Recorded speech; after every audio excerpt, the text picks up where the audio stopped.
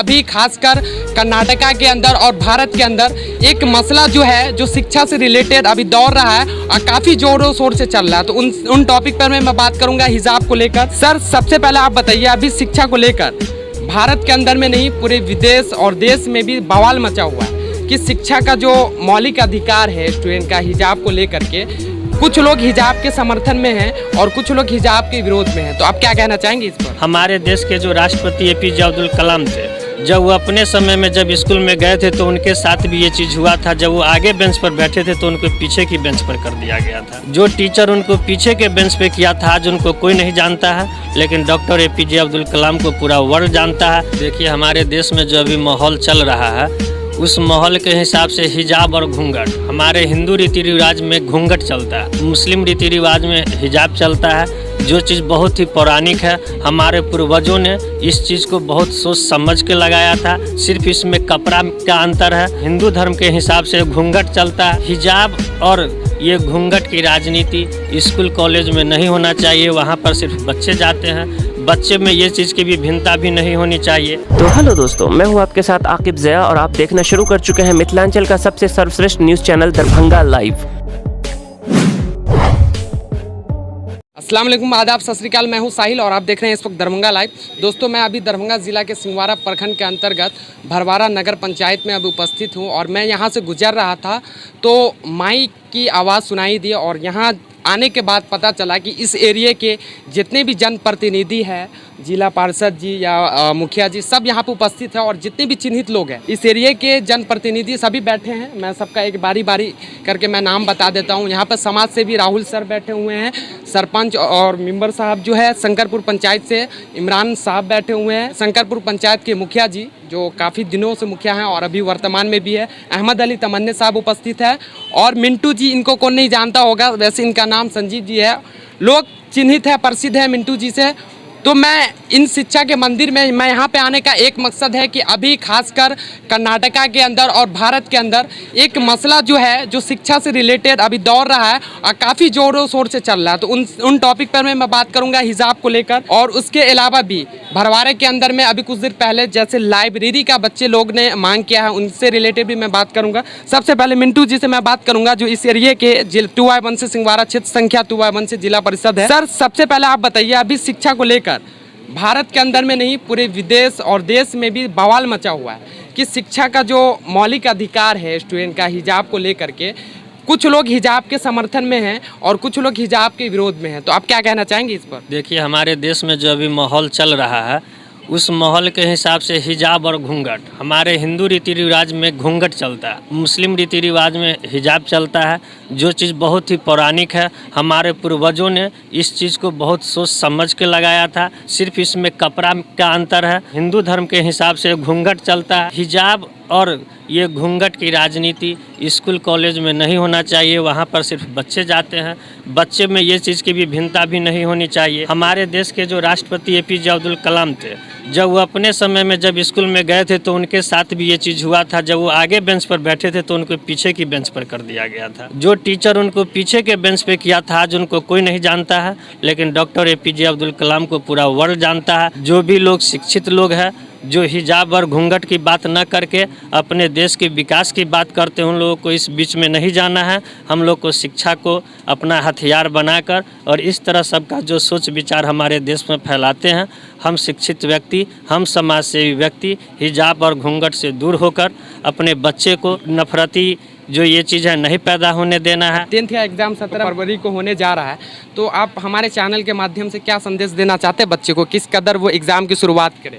मैं sunrise coaching centre में जितने भी बच्चे उपस्थित हैं उन बच्चों से मैं एक ही चीज़ कहना चाहता हूँ, वो लोग अभी किसी भी चीज़ पे ज़्यादा दिमाग न लगाए और आपके ज़िंदगी का पहला एग्ज़ाम जो बोर्ड एग्ज़ाम आप देने जा रहे हैं, एकदम शांति दिमाग से, किसी तरह की डर की बात को नहीं रखना है कि हम एग्ज़ाम देने जा रहे हैं, बहुत रंग की डर ये सब नहीं, एकदम शांति से। और आप लोग जो अपना नोट्स तैयार किए होगा उस नोट्स को एक झलक देखते हुए एकदम शांत मन से एग्ज़ाम दीजिए और अच्छे नंबर लाकर अपने समाज की, अपने इंस्टीट्यूट की और भरवारा की एक चीज़ और मैं पूछना चाहूँगा, आप इस एरिया के जिला परिषद इसी एरिया से आते हैं, तो अभी बच्चों को लेकर, शिक्षा को लेकर क्या कुछ आपने सोचा है? इससे पहले हम लोग की एक मीटिंग हुई थी जिला परिषद सभागार में, जिसमें लगभग जितने भी जिला पार्षद थे हम लोग सब आदमी का एक ही पहला था शिक्षा और दूसरा था स्वास्थ्य। तो हम लोग शिक्षा और स्वास्थ्य से किसी तरह का कंप्रोमाइज़ वहाँ भी नहीं कर रहे हैं। और हम लोग जो अपने शिक्षा समिति का जो प्रतिनिधि चुनाया जाता है हम पार्षदों में से एक, वो एक लाल सिंह है और उन लोगों के समक्ष हम लोग गए भी और उनका भी यही कहना है और इस चीज़ में वो एकदम दिखा भी रहा। अभी जिला परिषद सभागार में टीचर का अभी बहाली चल रहा है और जहां पर बहुत आरोप प्रत्यारोप भी लगा, लेकिन हम लोग का जो प्रतिनिधि शिक्षा विभाग से लाल सिंह चुना कर गए हैं वो किसी का भी बहुत पैरवी उनके पास जा रहा है कि सर ऐसे कर दीजिए, वैसे कर दीजिए, किन्हीं का नहीं वो सुन रहे हैं और बहुत अच्छे से ये हो रहा है। साथ में हम लोग के जिला परिषद के चेयरमैन भी रहेंगे और इस सब पे जहाँ तक सुधार होगा वो लोग इसको दूर करेंगे। चलिए, बहुत बहुत धन्यवाद आपका। और मैं यहाँ पे मुखिया जी जो काफ़ी चर्चित है शंकरपुर पंचायत के अहमद अली तमन्ने, मैं उनसे पूछूंगा कि आपका यहाँ आना कैसे हुआ, सपा से है और क्या अपने क्षेत्र से कई बार मुखिया रह चुके हैं शंकरपुर पंचायत से और पहले विधायक भी थे, तो क्या कुछ किया अभी तक अपने क्षेत्र में और क्या करना चाहते हैं भविष्य में बच्चे के लिए? यह हकीकत है कि बच्चे ही भविष्य हैं और इसको हम लोगों को मानना पड़ा है। और फैक्ट यही है कि अब जो बच्चों में एजुकेशन के बारे में, शिक्षा के बारे में जागरूक हुए हैं, जो पहले केवल शहर में थे, अब वो देहात में, गांव घर में, कस्बा में भी बच्चे और उनके जो अभिभावक हैं वो चाहते हैं कि अपने बच्चे को जो सो अच्छा शिक्षा दें। और ये हकीकत है कि सरकारी जो भी विद्यालय हैं उसमें जो शिक्षा का स्तर है वो जितना अच्छा होना चाहिए वो नहीं हो पा रहा है। उसके पीछे इस बीच में 2 वर्षों से आप देख रहे हैं कोरोना के नाम पर जो है सो शिक्षा को जो है सो बहुत हद तक जो है सो उसको माने कमज़ोर कर दिया गया है, एक बहाना मिल गया है। लेकिन वही प्राइवेट में लोग जाते हैं फिर वहाँ वो चीज़ दिक्कत नहीं हो पाती है। तो सरकार को भी इसके बारे में सोचना चाहिए कि बच्चे के भविष्य को जो है अंधकार में जो जा रहा है वो निश्चित तौर पर इसको जो है ऊपर करने में सरकार को भी जो है अपना ध्यान देना चाहिए। वैसे कोरोना 2020 से लेकर अभी तक जब भी कोरोना आता है तो सरकार सिर्फ बच्चे के भविष्य को ही चौपट करने पे लगी है, इसके बारे में क्या कहना चाहते हैं? स्कूल बंद है और शराब की दुकानें, नशीली पदार्थ की दुकानें चालू है, इस पे कुछ? जितने भी बुद्धिजीवी हैं हमारे देश में उनको इस बात का एहसास हो रहा है कि सरकार की मानसिकता, बच्चे अगर अधिक एजुकेटेड हो जाएंगे, जानकार हो जाएंगे तो शायद अभी जो सरकार है उनको लग रहा है कि वो हमारे लिए खतरा हो जाएगा, जिसके कारण ये चीज़ जो है सो जो बुद्धिजीवी लोग हैं उनके दिमाग में आ रहा है। और हमको लग रहा है सरकार को भी शायद यही सोच होती होगी। बहुत बहुत धन्यवाद हमारे चैनल से बात करने के लिए आपका। और हमारे सामने जिससे मैं इनको परिचय देने की ज़रूरत नहीं है, रंजना कुमारी 2x2 क्षेत्र संख्या सिंहवारा से है और इनको सब कोई जानता है, अभी उपस्थित है हमारे बीच।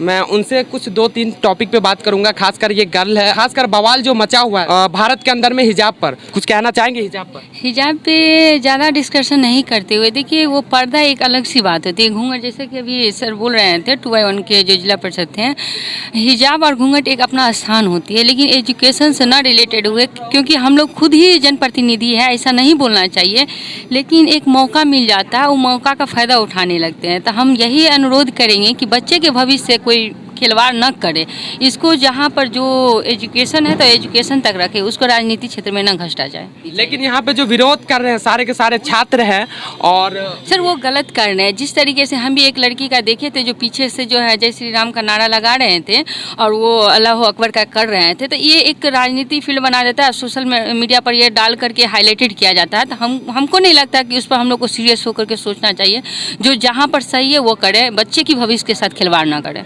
चलिए, आपसे लास्ट सवाल मेरा ये है कि शिक्षा को लेकर आप क्या सोच रखे हैं अपने क्षेत्र से लेकर, जहां से बिलोंग करते हैं उस एरिया की बात कर रहा हूं, वहां शिक्षा को लेकर कुछ आपकी खास प्लानिंग? सर खास प्लानिंग बहुत बड़ी थी, लेकिन अभी हमको दुख हुआ क्योंकि मिंटू सर के बात सुन करके कि किस आधार पर वो बोल दिए कि लाल सिंह जी को जो है शिक्षा समिति का सदस्य बनाया गया है। क्योंकि सब लोग जान रहे हैं, जब से हम लोग का मतलब हम लोग आए थे चुन करके, तब से हम लगे हुए थे कि हम लोग के क्षेत्र में जो है शिक्षा की स्थिति बहुत ही खराब है और हम चाह रहे थे कि हम जिस तरीके से बच्चा का आइकॉन बन करके आए हैं, एक प्रेरणा बन करके आए हैं, हम एक ही डिमांड किए थे कि शिक्षा समिति का सदस्य बनाया जाए। और वो अलग सी बात होती है कि पक्ष विपक्ष में वोटिंग करनी होती है हम लोग के लिए भी, चेयरमैन के लिए और वाइस चेयरमैन के लिए। लेकिन अभी तक आज के डेट तक है हम लगे हुए हैं कि हमको शिक्षा समिति का सदस्य बनाया जाए, क्योंकि हम अपना ही क्षेत्र नहीं पूरे दरभंगा डिस्ट्रिक्ट में, क्योंकि हम अभी प्रेजेंट में एक स्टूडेंट के नाते और अच्छी तरीके से हम जान रहे हैं कि कहाँ पर क्या तकलीफ है। सदन में तो मिंटू जी नहीं थे, लेकिन हम ये बताना चाहती हूँ कि मैं यही फर्स्ट मेरा यही था। सिंहवाड़ा प्रखंड के किसी भी स्कूल में चले जाइए, आप वहाँ का स्थिति देख लीजिए, क्योंकि हम ज़्यादातर अपने क्षेत्र का जानते हैं कि स्कूल की व्यवस्था इतना खराब है कि कुछ कह नहीं सकते। क्योंकि हम इंक्वायरी में ये बात तो सही है कि स्कूल और शिक्षा की व्यवस्था बिल्कुल खराब है, सरकार भरोसे चल रही है। लेकिन एक चीज़ और, तो उस व्यवस्था को आप कहाँ तक ठीक किया? सर मैंने जो है देखी पूरी अच्छी तरीके से वाकिफ़ है। मैं कुछ दिनों के लिए जब स्कूल खुली हुई थी तो वहाँ पर हम स्कूल पर भी इंक्वायरी में गए थे और शिक्षक से भी रिक्वेस्ट किए थे कि सही तरीके से पढ़ाया जाए।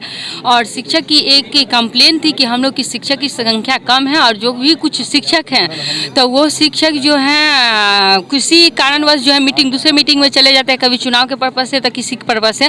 तो इस तरीके से शिक्षक को दूसरे काम में इन्वॉल्व न करते हुए शिक्षक को जिस लिए रखे हुए वहाँ पर बच्चे के भविष्य के साथ ये नहीं कि आज शिक्षक नहीं आया तो उसका पढ़ाई बंद हो जाए, इस पर भी ध्यान दिया जाए। तो हम अंतिम सवाल ये कि जो छात्र एग्जाम के लिए जा रहे हैं 17 फरवरी को एग्जाम देने, उसको क्या कहना चाहते हैं, क्या संदेश देना चाहते हैं? हम उस बच्चे से पहले तो बेस्ट ऑफ लक कहते हैं और दूसरा ये कहते हैं कि आपका जो भी अभी तक का तैयारी है बहुत अच्छा है, उससे आगे ये नहीं सोचेगा मेरा ये छूट गया वो छूट गया। आप जितना अभी तक पढ़िए बस उसी को एक बार जो है रीड कर लीजिए और जहाँ तक पढ़े हैं 80% किए या 100% किए या 50% कीजिए, उतना ही को आप लिख करके आइएगा तो बहुत अच्छा रिजल्ट रहेगा और ज़्यादा प्रेशर लेने की जरूरत नहीं है। आप बहुत अच्छे हैं। चलिए, बहुत बहुत शुक्रिया। दोस्तों मैं बता दूं कि ये स्थान जो है ये भरवारा का रजा चौक है और इस कोचिंग का नाम है सनराइज कोचिंग सेंटर और इसके जो डायरेक्टर हैं जावेद मासूम सर काफ़ी चर्चित है, क्योंकि आप देख सकते हैं यहाँ पर बहुत बड़ा जमावड़ा है और यहाँ पे सारे इस एरिया के जितने भी जनप्रतिनिधि यहाँ पर उपस्थित है, जितने भी चिन्हित लोग हैं सभी उपस्थित हैं। लगभग यहाँ 400 से 450 बच्चे पढ़ते हैं। रीज़न क्या है मैं बताता हूँ। रीज़न ये है यहाँ अच्छी स्टडी, अच्छी मोटिवेट और बच्चे को पर्सनल गाइड करने की वजह से यहाँ स्टूडेंट की जो संख्या है काफ़ी ज़्यादा है और 2-4 सालों से काफ़ी चर्चित में ये कोचिंग। मैं थोड़ा सा जावेद सर से मैं टाइम लूँगा, सिर्फ 2 मिनट। सर, आप जो ये कोचिंग है सनराइज कोचिंग सेंटर, आप कब से चला रहे हैं? कब ये बहुत शुक्रिया साहिल खान साहब आपका। पहले ये 2015 में मैं शुरू किया था और ये 6 साल हुआ है मुझे। बच्चों को एज ए फ्रेंड ट्रीट करता हूँ, इसकी वजह से बच्चों में काफ़ी ये रहता है और मेरा प्रयास ये रहता है कि बच्चे को ज़्यादा से ज़्यादा सिखा दिया जाए। देखिए, एक चीज़ मैं और बता दूं कि कोई भी टीचर सब है, पढ़ाते सब है, कोई लेट होता है तो कोई ग्रेट होता है। ऐसे ही हमारे जावेद सर है ग्रेट, क्योंकि इनको मिथिला आइकॉन अवार्ड से सम्मानित भी किया जा चुका है, जो काफ़ी लोग जानते हैं इस बात को। दोस्तों मिलते हैं अगले video. Bureau report team Darbhanga live. ऐसे ही ताज़ा तरीन अपडेट के लिए दरभंगा लाइव को सब्सक्राइब करें।